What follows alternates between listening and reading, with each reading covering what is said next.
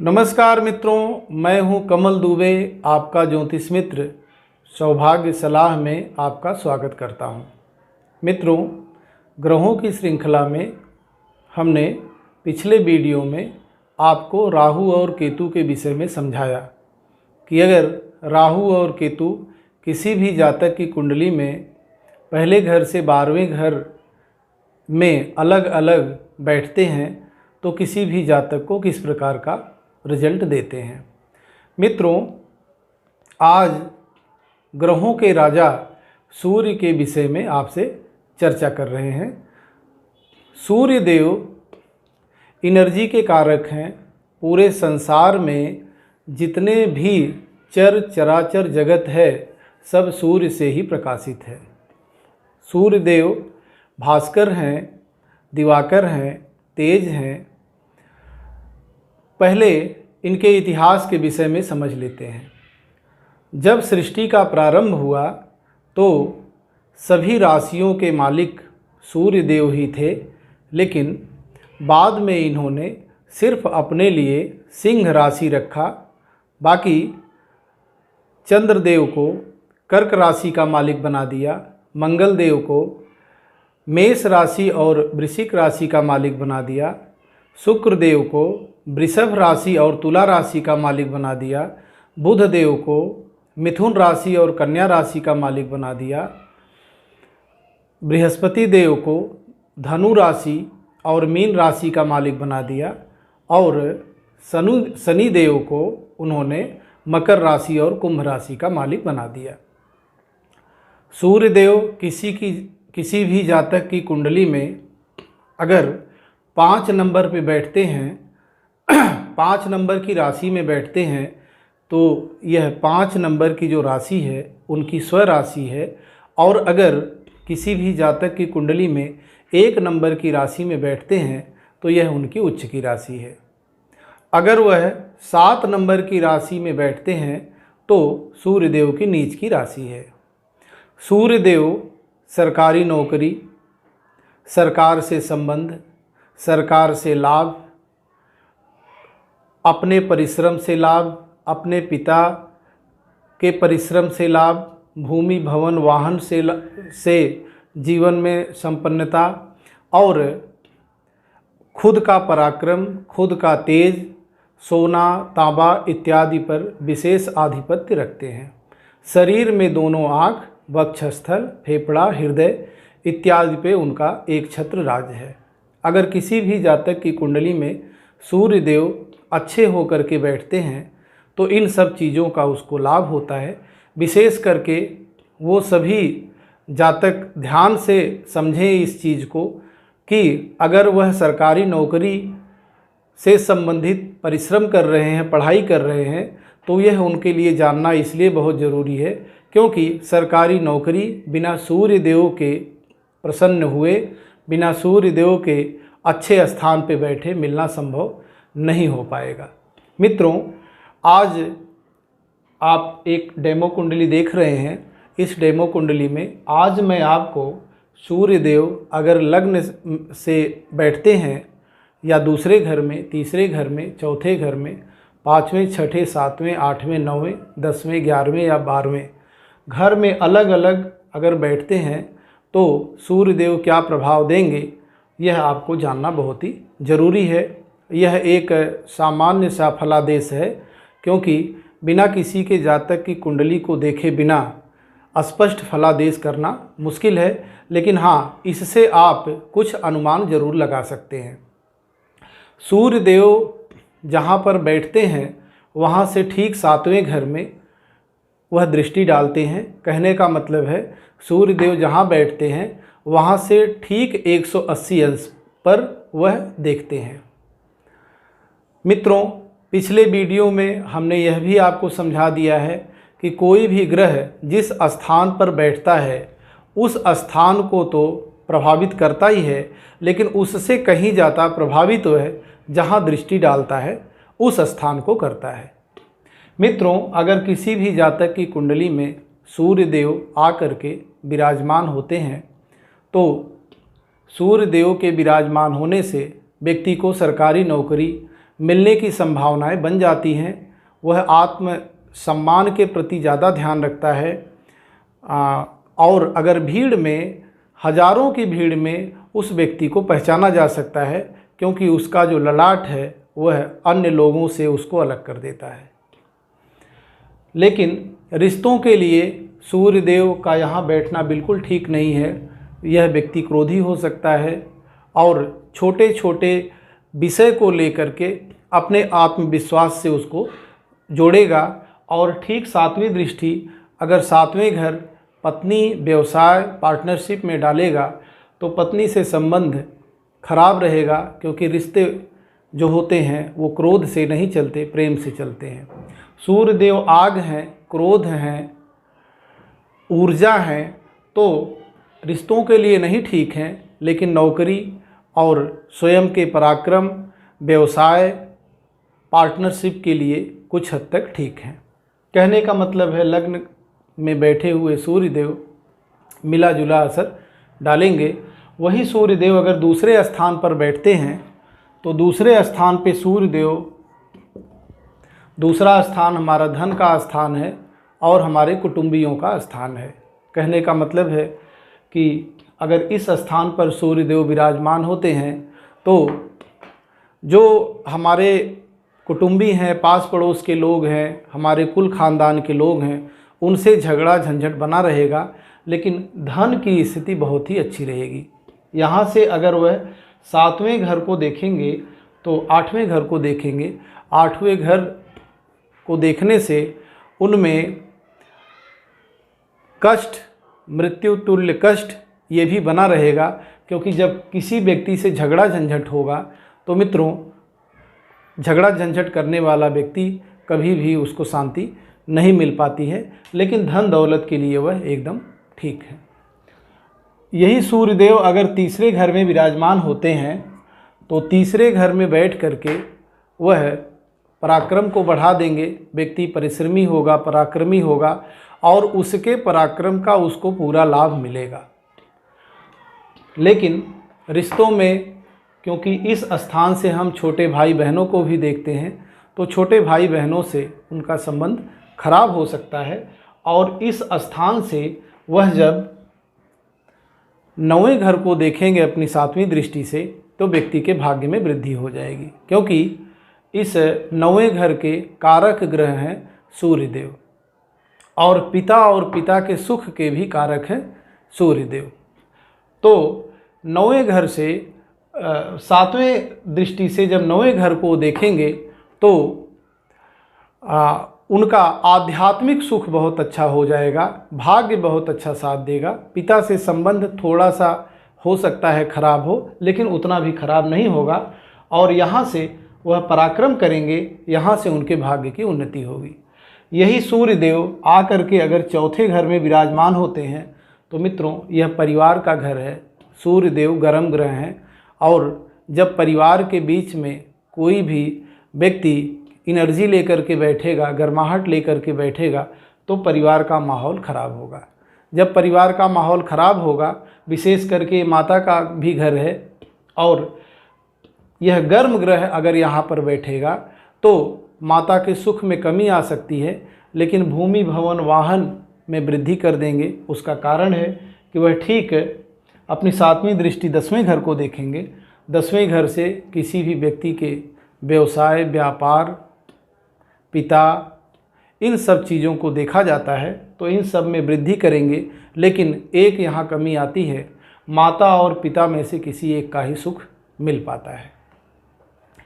मित्रों, अगर सूर्य देव आकर के 5वें घर में विराजमान हो जाएं तो ज़बरदस्त लाभ होगा। यहाँ से वह भाग्य में वृद्धि करेंगे, क्योंकि यह शिक्षा और संतान का भी घर है। तो हो सकता है कि संतान ऐसे जातक को कम पैदा हो, लेकिन जो भी संतान पैदा होगी वह भी ऊर्जावान होगी, शक्तिशाली होगी और पिता के समान ही वह जीवन में कुछ अच्छा ही करेगा। शिक्षा बहुत अच्छी होगी। शिक्षा के माध्यम से वह समाज में, क्षेत्र में, जिस स्थान पर भी है वहाँ सम्मानित होगा। यहाँ से जब वह सातवीं दृष्टि से 11वें घर को देखेंगे तो जीवन में ज़बरदस्त लाभ होगा, क्योंकि यहाँ पे बैठा हुआ ग्रह या यहाँ इस 11वें स्थान को देखने दृष्टि डालने वाला ग्रह हमेशा ही शुभ परिणाम इस घर को देता है। तो कहने का मतलब है जीवन में लाभ की स्थिति बनेगी, शिक्षा का स्तर अच्छा होगा, संतान कम होगी लेकिन जो भी होगी वह बहुत ही शक्तिशाली होगी। अगर सूर्य देव 6वें घर में विराजमान होते हैं तो बहुत अच्छा रहेगा, क्योंकि गर्म ग्रह हैं और गर्म ग्रह आकर के अगर किसी खराब जगह पे आकर के बैठता है, क्योंकि यह स्थान रोग, ऋण, शत्रु, लंबी बीमारी और ननिहाल पक्ष का भी है। तो ननिहाल पक्ष से तो हो सकता है संबंध अच्छा न रहे, लेकिन रोग, ऋण, शत्रु को वह जला करके ख़त्म कर देंगे। यहाँ से जब वह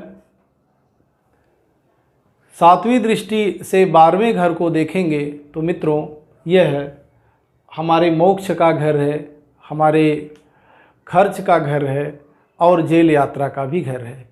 जब किसी व्यक्ति के रोग होंगे या शत्रु होंगे या कर्जा होगा और यहाँ से झंझट होगा तो निश्चित तौर पे इस घर की भी वृद्धि होगी।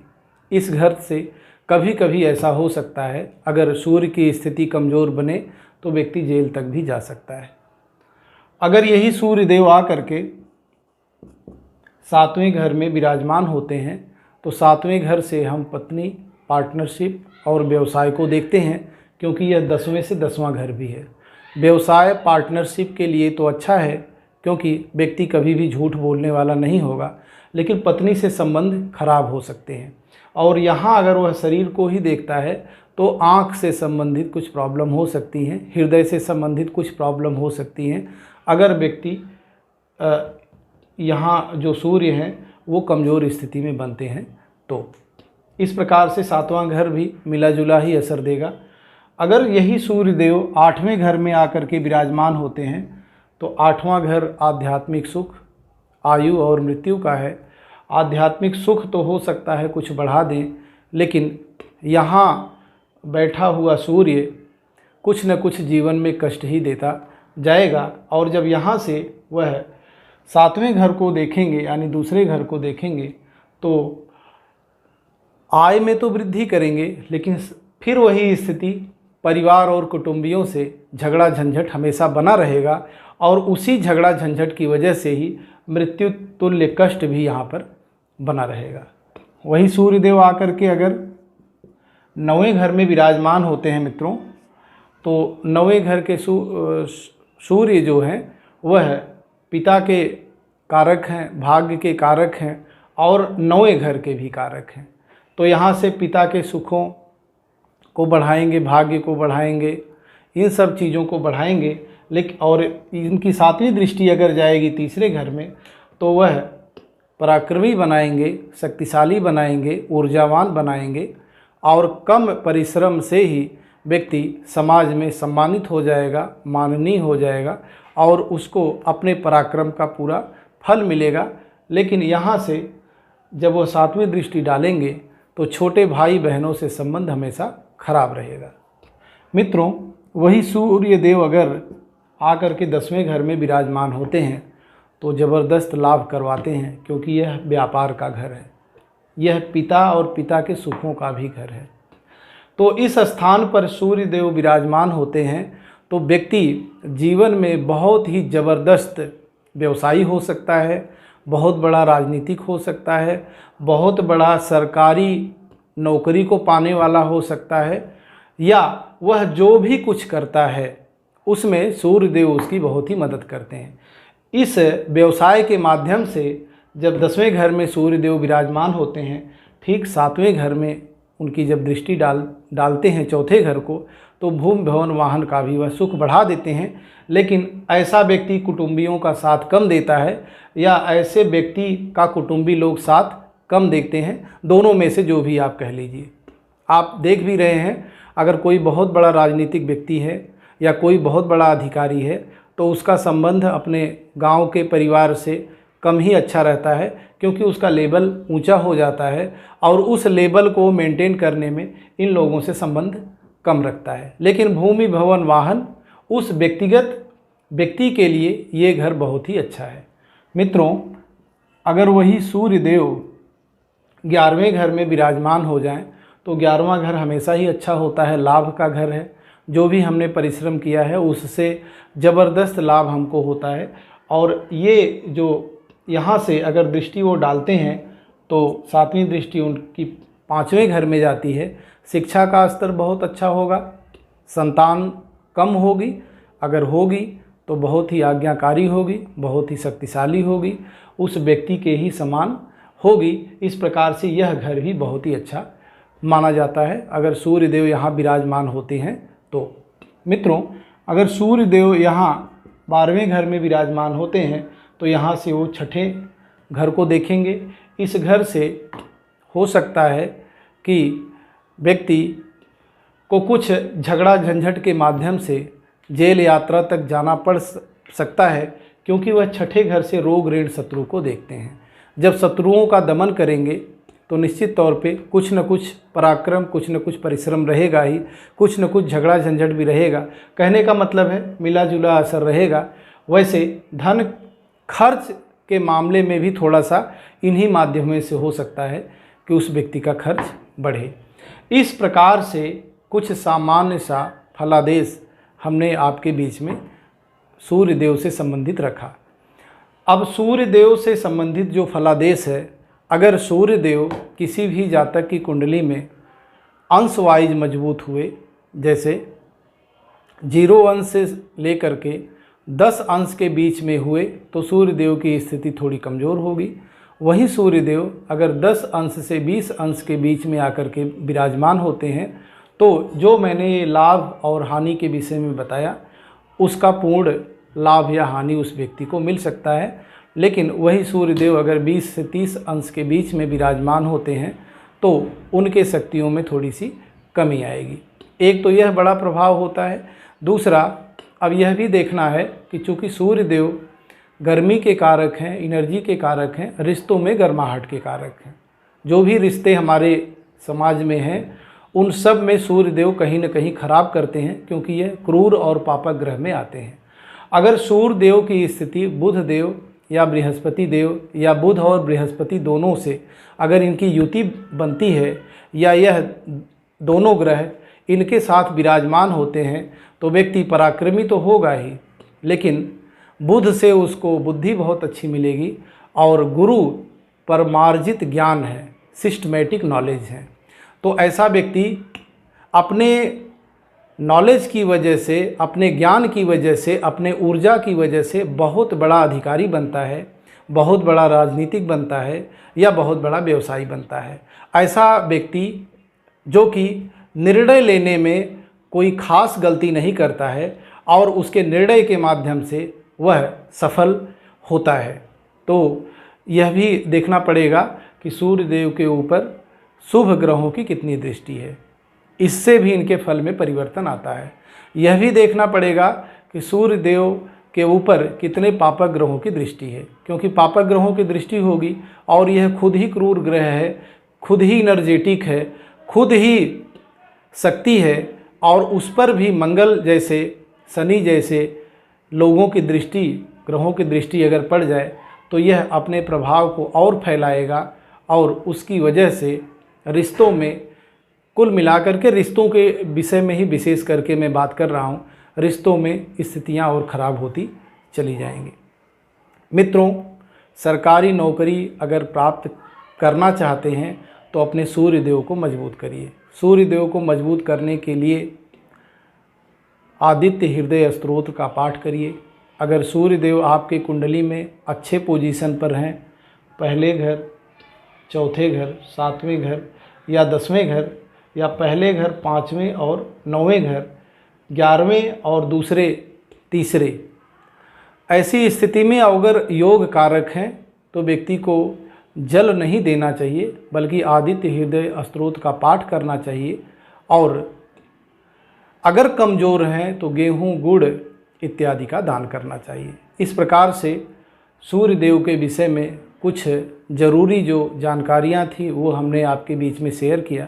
मित्रों, अगर यह जानकारी आपको अच्छी लगी हो तो मित्रों में, रिश्तेदारों में, परिवार में, कुटुंबियों में इस वीडियो को ज़रूर शेयर करें और आपके साथ साथ वह भी इस वीडियो से लाभ को ले सकें। आपका बहुत बहुत धन्यवाद।